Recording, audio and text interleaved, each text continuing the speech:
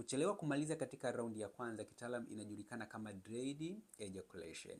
Hii inaweza ikawa ni tatizo au isiwe ni tatizo. Itakuwa ni tatizo kama inajitokeza mara kwa mara, na hasa pale inapokuwa inaleta usumbufu kati yako aidha wewe au mwenza wako. Mara nyingi changamoto hii inasababishwa na matatizo ya kisaikolojia. Pale mwanaume unapokuwa na msongo wa mawazo, okay?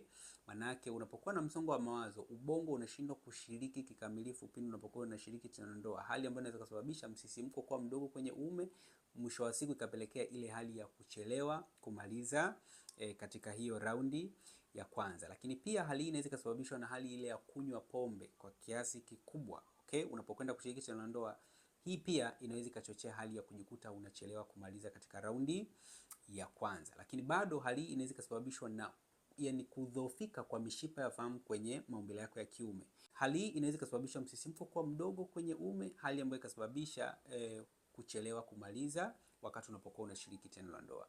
Sasa nini kifanyike? Iko hivi.